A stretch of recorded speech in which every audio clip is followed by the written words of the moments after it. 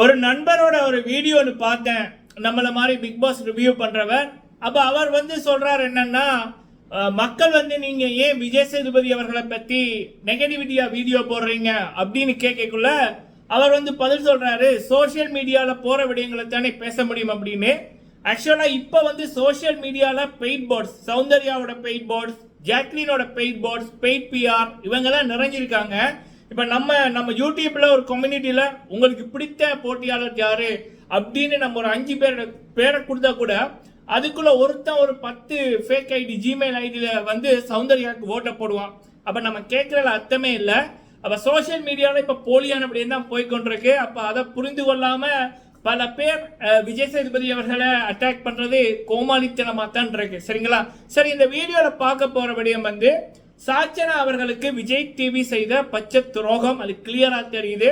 அது சாச்சனா அவர்கள் மீது இந்த கோபம் வர காரணம் சாச்சனா உள்ளுக்குள்ள இருக்க சௌந்தர்யா ஜாக்லினோட போலி முகங்கள் வெளியில கொண்டிருக்கு. அதனாலேயே சாச்சனாவுக்கு ஒரு நெகட்டிவிட்டியை கிரியேட் பண்ணி அந்த பொண்ணை வெளியில அனுப்பணும்னு பக்காவா பிளான் பண்ணி தான் இது நடந்திருக்கு. சரிங்களா? அது நான் சொல்லிக்க உங்களுக்கு புரியும். அடுத்தது ஓட் எதுல போடணும் அப்படின்னு சுமதி சிஸ்டர் கூட கேட்டிருந்தாங்க. ஸோ அதற்கு ஒரு பதில் ஒன்று, சாச்சனா அவர்களுடைய ஒஃபிஷியல் ஓட்டிங் நிலவரம் என்ன அப்படி என்பது. சரிங்களா? இதை ஒரு சின்ன வீடியோவா பார்த்துருவோம். ஏன்னா டக்குன்னு பல பேர் பார்ப்பாங்கன்னு நம்புறேன். சரிங்களா? முடிஞ்ச பல பேருக்கு ஷேர் பண்ணுங்க. ஓகே, ஃபர்ஸ்ட் நம்ம சுமதி சிஸ்டர். ஸோ அவங்க கேட்டாங்க, இப்போ ஒஃபிஷியலி ஹாட்ஸ்டார்ல தான். ஹாட்ஸ்டார் இந்தியாவில் இருப்பவர்கள் மட்டும்தான் போட முடியும். வெளிநாட்டில் இருப்பவர்கள் இந்த பிக் பாஸுக்கு போட முடியும் அப்படின்னா தமிழ் கிளிட்ஸ். அது Glitz GLITZ TAMIL GLITZ Tamil Glitz Bigg Boss vote அப்படின்னு அடிச்சிங்கனாலே கூகுளில் முதலாவதாக வரும். அதில் நீங்கள் ஓட்டை போடுங்க. ஓகே, மற்றும்படி ஒஃபிஷியல் ஓட் ஹாட்ஸ்டார் தான். சரிங்களா? ஓகே, சரி. அப்படி இருக்கக்குள்ள இப்ப சாச்சனா அவர்களுக்கு துரோகம் நடக்கிறது அப்படி என்பதை நம்ம வெளிப்படையா பார்க்கலாம். என்னன்னா அந்த ஜாம் மேட்டர். ஸோ அந்த ஜாம் மேட்டர்ல பாத்தீங்கன்னா ஜாக்லின் தான் 6ல் 4 போத்தல் எடுத்தது. அதுக்கான வீடியோக்கள் இருக்கு. மக்கள் செல்வன் இதை வீக்கெண்ட்ல பேசக்கூடாதுன்னு உள்ளுக்குள்ள இருக்க டிவி தரப்பும் சரி, வெளியில இருக்க பிஆரும் சரி, மக்கள் செல்வனுக்கு அவ்வளவு நெருக்கடி கொடுத்து கொண்டிருக்காங்க. அவரை பற்றி தப்பா பேசுறேன்னு எக்கச்சக்கமா பண்றாங்க.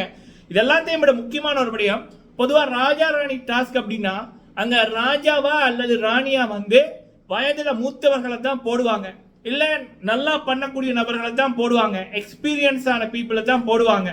ஏன்னா ஒண்ணு அப்பதான் அவங்க அந்த டாஸ்கை கொண்டு போவாங்க, பாக்குற மக்களுக்கு நல்லா இருக்கும்.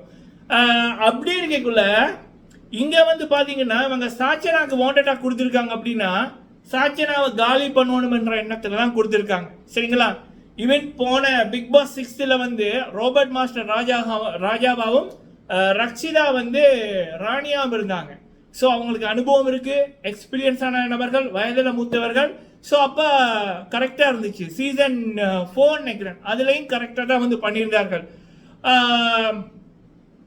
இங்கே பார்த்தீங்கன்னா வாண்டட்டா சாச்சனா அவர்களை ஒரு தப்பா காமிக்கணும், இவங்க எதுக்கும் சரிவரப்பட்டு வர மாட்டாங்க அப்படின்ற மாதிரி ஒரு பின்பத்தை உருவாக்கணும் என்னதான் சாச்சனாக்கு இதை கொடுத்தது கிளியரா தெரியுது. ஏன்னா முத்துக்குமரன் அவர்கள், மஞ்சரி அவர்கள் அழகா தமிழ் பேசக்கூடிய நபர்கள்.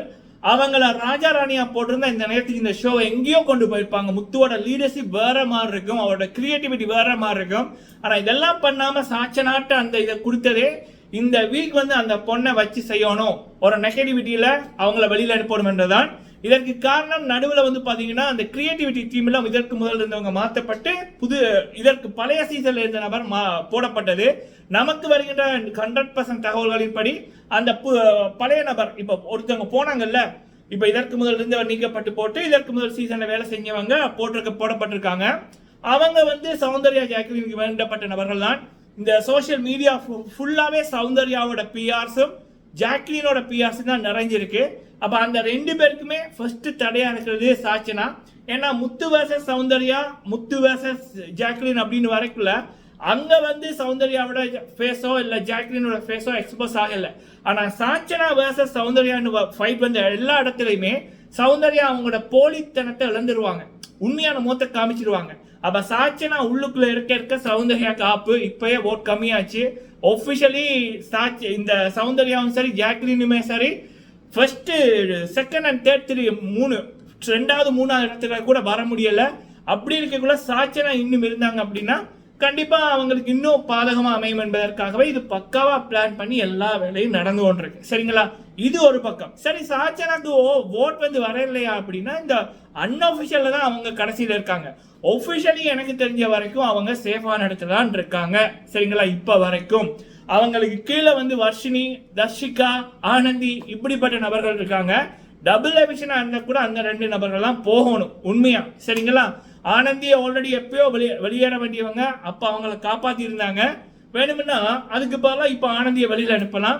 என்ன பொறுத்த வரைக்கும் சௌந்தர்யா ஜாக்லினை விட 100% வந்து சாச்சனா பெட்டர். சரிங்களா, நீங்க உங்க கருத்துக்களை சொல்லுங்க மக்களே. ஒரு 20 வயசு பொண்ணுக்கு, அதுவும் சினிமாவில் நடிச்சு ஒரு சக்சஸ்ஃபுல்லா அந்த படம் ஹிட்டான ஒரு பொண்ணுக்கு இவ்வளவு பெரிய துரோகம் நடக்குது அப்படின்னா வேற நாடுகள்ல இருந்து இள வயசுல இருக்கிற பெண்கள் எப்படி இந்த பிக் பாஸ் நம்பி வருவாங்க?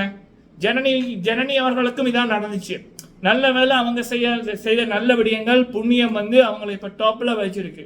அப்ப எல்லாருக்கும் அப்படி நடக்கும்னு நம்ம எதிர்பார்க்கல. இல்ல, பச்சை துரோகம் தான் வந்து பண்றீங்க. நீங்க ஒரு டாஸ்க்கு ஒரு ஆளுக்கு ஒரு ரோலை கொடுக்கக்குள்ள நீங்க ஏன் சௌந்தர்யாக்கு ராணி வேஷத்தை கொடுக்கல? சிம்பிள், ஏன் சௌந்தர்யாக்கு ராணி வேஷத்தை கொடுக்கல? ஏன்னா சௌந்தர்யாவோட உண்மையான குணம் வன்ம குணம்.